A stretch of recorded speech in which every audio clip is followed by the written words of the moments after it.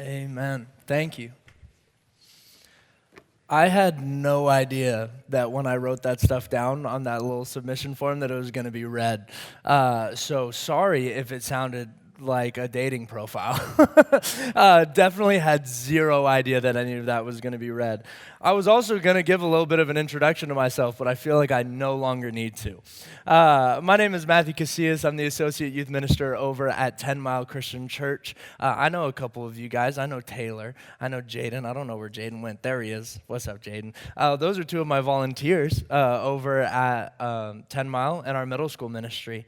And so it's a blessing to be able to spend time with them. And sadly for them, they have to hear me preach twice today because we have youth group tonight. So they got to hear me preach this morning and tonight for youth group.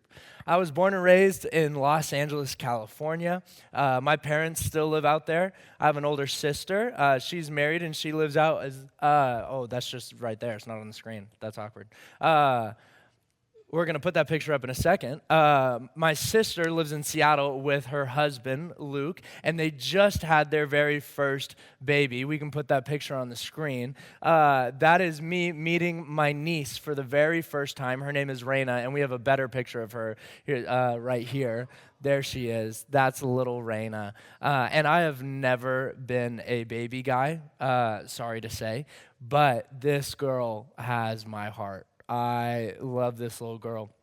And she made me an uncle for the first time. So it was a blessing being able to meet her.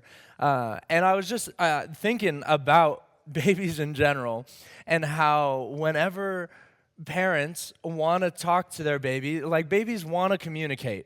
They do. They simply do, typically by crying all the time, because they don't know how to communicate in any other way. But before babies are able to speak, typically what parents do is they teach their kids some form of sign language so that they can communicate without having to use their voice. And so, yeah, you're doing it right now. Most parents teach their kids more in case they want more food. Or then they also teach them, what is it, it's all done?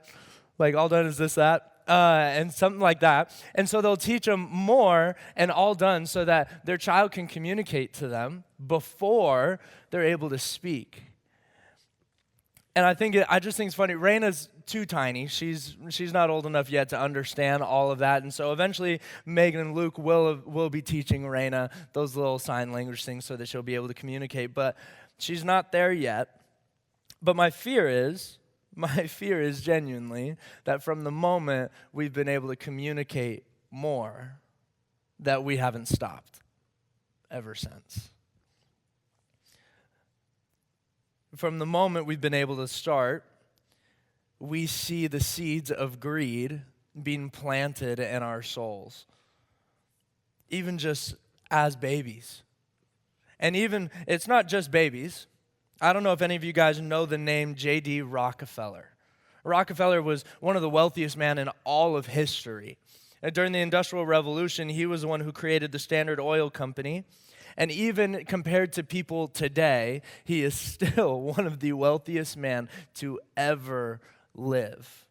And there's a very famous interview with J.D. Rockefeller, and a reporter asks him, how much money is enough?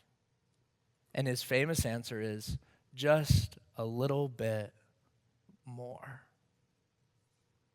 Just a little bit more. While maybe he wasn't the wisest man emotionally or whatever, he at least understood, even as the wealthiest man of his day, that there was no dollar amount that was going to satisfy him. And the answer was always going to be just a little bit more.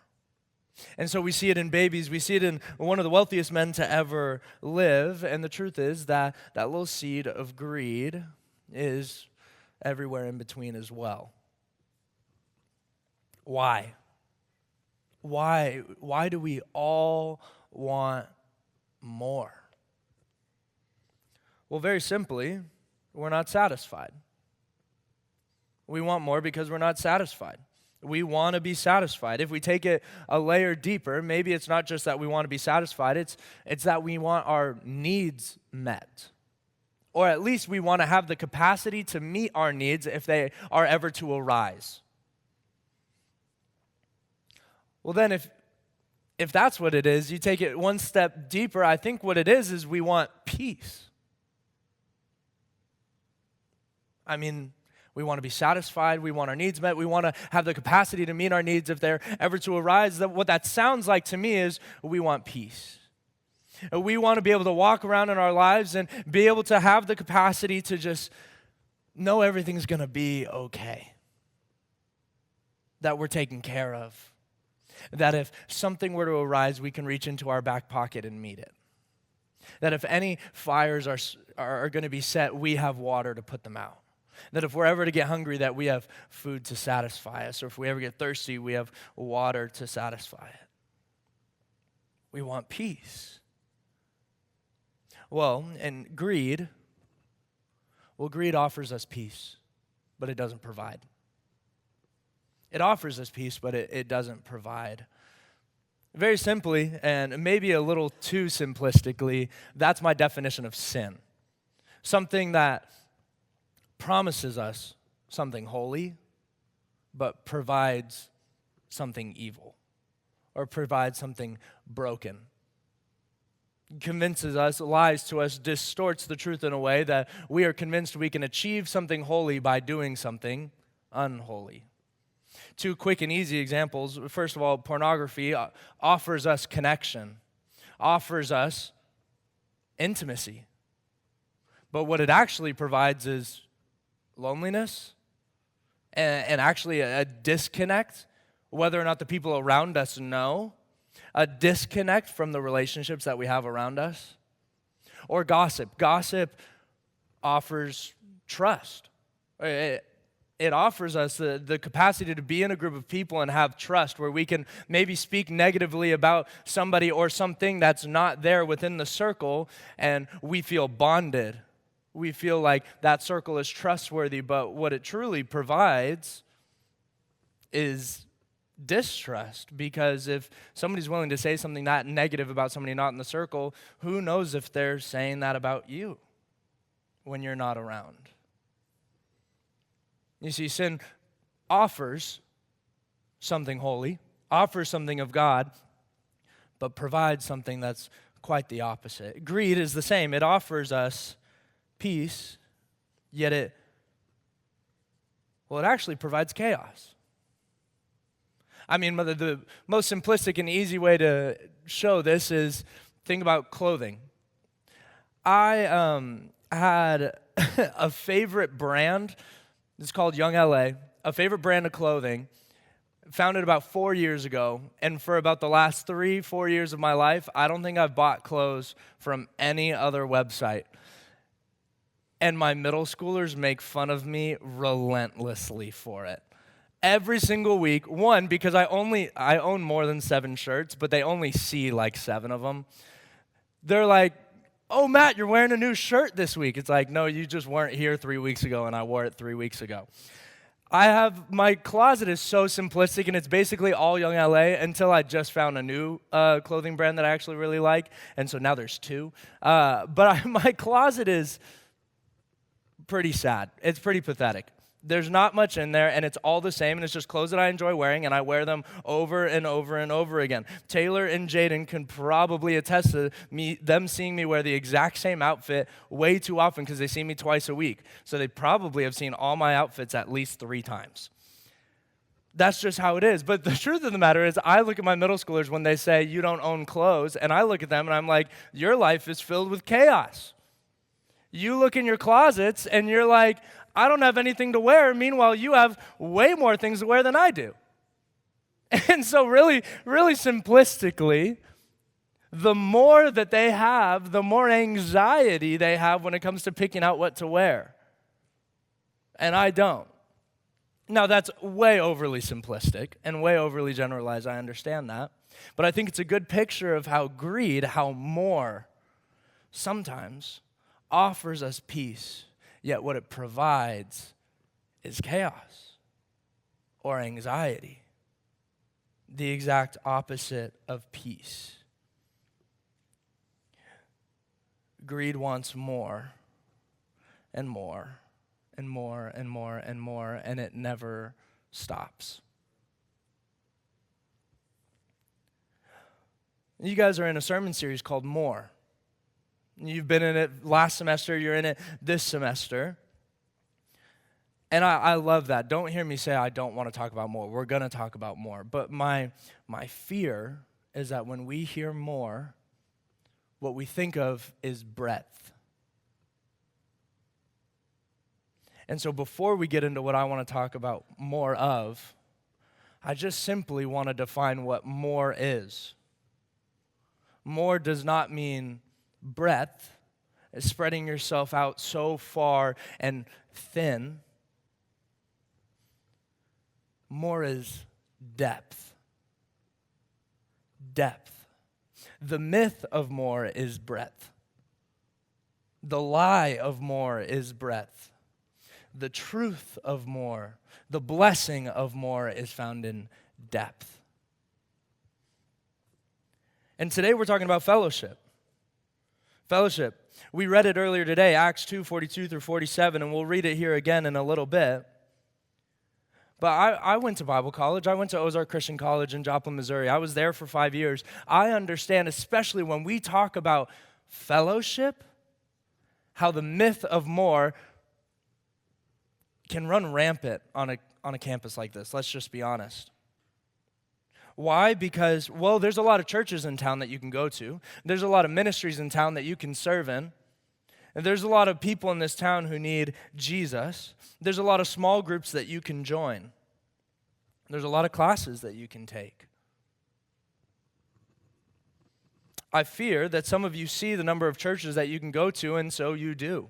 Some of you may go to multiple church services, multiple different churches. And in and of itself, that's not wrong. Don't hear me say that. But my fear is that there's a lot of people at a lot of churches who can see your face and recognize your face, but there's not a single person at any of those churches who knows your heart. My fear is that there's a lot of small groups that you can join, a lot of people who can know of you, but there's not a single group of people who actually know you. My fear is that there's a lot of young people in this town who you've developed relationships with, yet you don't have a single disciple. My fear is that as we ask for more fellowship, especially at a Bible college, but when we ask for more fellowship as a church, what we run to is breadth. What we run to is meeting more people, joining more groups, serving in more ministries, instead of taking those relationships deeper, instead of reaching for a depth of fellowship, instead of a breadth of fellowship. And I'm thoroughly convinced that God is calling you to depth of fellowship. Not to say that he doesn't want you to meet more people, not to say that he doesn't want you to love on everybody that you get to encounter. But the truth of the matter is, you are a finite creation. You have a limited amount of resources, a limited amount of time, a limited amount of love that you have to offer people. And I don't want you guys to wear yourselves so thin that you know 1,000 people, but those 1,000 people only get 1% of who you are. I truly think that Jesus would much rather you know less people, but let them know 100% of who you are and find a depth of fellowship. Let's read Acts 2:42 through 47. Starting in verse 42, they devoted themselves to the apostles' teaching and to fellowship, to the breaking of bread and to prayer. Everyone was filled with awe at the many wonders and signs performed by the apostles. All the believers were together and had everything in common. They sold property and possessions to give to anyone who had need. Every day they continued to meet together in the temple courts. They broke bread in their homes and ate together with glad and sincere hearts, praising God and enjoying the favor of all the people. And the Lord added to their number daily those who were being saved. I want to point out the simplicity of their fellowship. They listened to their teachers. They hung out together. They ate together. They prayed, and they gave. It's just simple. It really is. And sometimes I think we need programs. Sometimes I think we desperately need the 3 hours on a Tuesday night or a Wednesday night for youth group, or we desperately need the service times on Sunday mornings and whatever events we may be throwing. But this is it. Listen to your teachers, hang out with one another, eat together, pray together, and give to one another. And very simply, love one another selflessly, regardless of the programs that you have going on. I'm more convinced now, more than ever, that every single Tuesday night that I get to be a youth pastor, it is just an excuse to build relationships with students. But for 25 years of my life, I was convinced that Tuesday night youth group was ministry. It's not. It's not. And I've been doing full-time ministry now, full-time youth ministry for 9 months now, and I'm finally starting to realize it. I've been a Christian for my entire life, but I'm realizing that Tuesday night is 3 hours of excuse. It's an excuse to build relationship with students so that I can then do ministry, so that I can then disciple them. That's what it is. Tuesday night youth group isn't the ministry. I'll just be vulnerable with you guys. I'll just be honest with you guys. I've been here for 9 months. I haven't hung out with one of my students one-on-one, discipling them since I've been here. And I'm afraid for 9 months I haven't done ministry. And that's changing. I had 3 conversations this past week with students so that I can pour into them, so I can start discipling them. Because I'm done. I'm done doing a breadth of fellowship as opposed to a depth of fellowship. A breadth of ministry as opposed to a depth of ministry.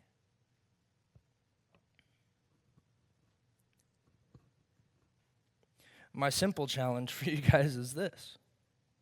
Maybe you don't need another mentor. Maybe you don't need another teacher. Maybe you just need to very simply actually start listening to the one that you have. And maybe you don't actually need another small group. Maybe you actually need to finally be vulnerable with the one that you have. And maybe you don't need another young person to talk to once a night at youth group. Once a week at youth group. Maybe you actually just need to take one student, one young person in your life and actually disciple them.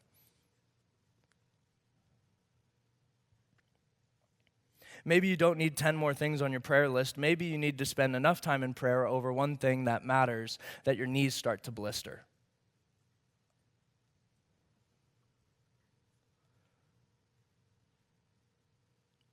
Don't buy into the myth of more, that more is breadth. But start to live your life in a way that more means depth. Depth of relationship, depth of fellowship. Be with one another and actually love one another selflessly. I love how this sermon series, More, is externally focused right now. It was internally focused, as I understand, last semester, really focusing on your guys' spiritual maturity and just your maturity in general. And being externally focused this semester, it is for the kingdom of heaven. Because that's what this is. I mean, the world, our world today that we live in, needs more fellowship. The world that we live in today needs simple fellowship. The world that we live in today needs deep fellowship. Everyone is running around filling their lives with more breadth of things instead of depth of things, more breadth of relationships instead of depth of relationships. And I'm scared the church is doing the same thing. I don't care if we have the answers.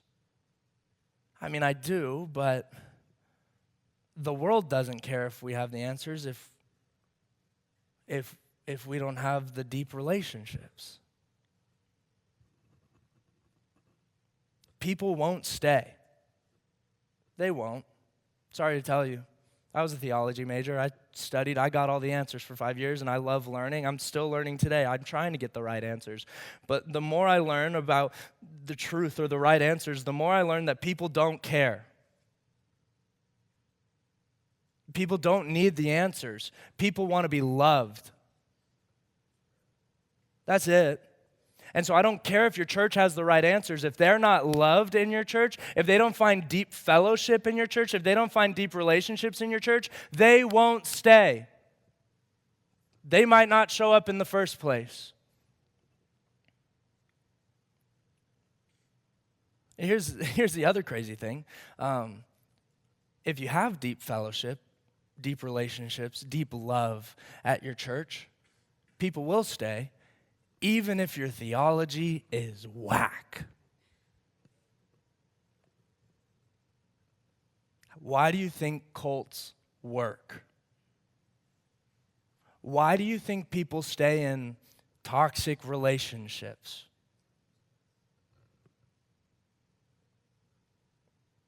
People don't want answers. People want to be loved.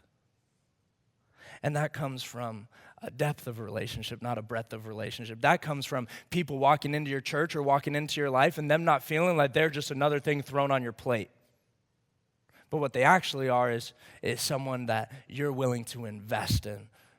You're willing to love selflessly, whatever it takes. We need deep fellowship in the church, not just for our sake, but for the sake of the world understanding who God is. I'll close with this. Taylor and Jaden have probably heard me use this example 17 times already. I'm sure all of you guys know a guy by the name of C.S. Lewis. And C.S. Lewis famously had two friends, J.R. Tolkien, and another man named Charles. And actually, it's Tim Keller who writes about this in his book, The Prodigal God. But C.S. Lewis would tell this story, how the three of them would hang out all the time. C.S. Lewis, J.R. Tolkien, and Charles. And they loved each other. And tragically and sadly, Charles died before C.S. Lewis or J.R. Tolkien did. And C.S. Lewis writes down that he thought that now that Charles was gone, he would actually have more of J.R. Tolkien. And then he realized that that wasn't true. Why? Well, he was convinced that he would actually have more of J.R. Tolkien to himself. But the truth was, he lost a part of J.R. Tolkien that only Charles could bring out. He said, well, there was this laugh that Tolkien would laugh, but only when Charles would tell a specifically Charles joke. And instead of having more of J.R. Tolkien to himself, he had actually lost a part of who J.R. Tolkien was now that Charles wasn't around. And then he writes this incredible line where he says, because you as finite creation are not large enough to bring about the whole of another being. Oh, that's stunning. And when it comes to God, that's far more true. You as finite creation are not large enough, are not big enough to bring about the whole of who God is as infinite creator. But we as a community, we as the fellowship of believers and our uniquenesses and our differences and in our similarities are able to look at one another and our differences and see maybe just a slightly different shade of who God is. I would argue you cannot fully understand God without the community of believers. Without the Bible and without people who are different than you, you are incapable of thinking of a God who is unlike you. That's the truth. Without the Bible and without the community of believers, you are incapable of thinking of a God who is unlike you. But with the Bible and with the community of believers, you can finally start to see. You can finally start to understand who God is in totality instead of just in your own image. I don't remember who said it. I think it was Martin Luther, but I could be wrong, so don't quote me. He said, God made us in our image, and we loved him so much that we did the same. But it's the Bible and it's the fellowship, the depth of fellowship that we have with one another that keeps us from making God in our own image, but allows him to stay in his. We need depth of fellowship for two reasons: for the world's understanding of who God is, and for your understanding of who God is. We need communities of people who fully know each other and fully love each other. We need communities of people who push each other to be Christ-like, to live and love more like Jesus each and every day. We need communities who reach out and love people, love the world the way that Jesus did. We need communities of people who encourage one another daily, who love one another daily, who worship God in spirit and in truth. That's what I want to see in the church. That's what I want to see out of you guys. That's what I want to see out of myself. Those types of communities, that type of fellowship, that depth of fellowship,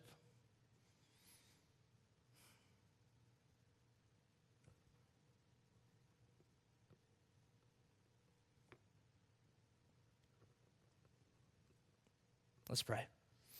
Dear Heavenly Father, thank you for this time, and thank you for the blessing that it is to know you and to be known by you. And God, I just pray right now that as we go throughout our days, as we encounter our friends, as we interact with people that we've never met before, as we go and spend time with groups that maybe we see weekly or daily, God, that we would take steps towards depth instead of breadth. That we would allow you to move in our relationships and in our fellowship, God. Because we want to have a deeper understanding of who you are truly, and we want the world to have a deeper understanding of who you are truly, God. Would you move mightily in our lives? Would we not be the same people walking out of this room today as we were walking into it? We love you and we praise you. We pray this in your mighty and holy name. Amen.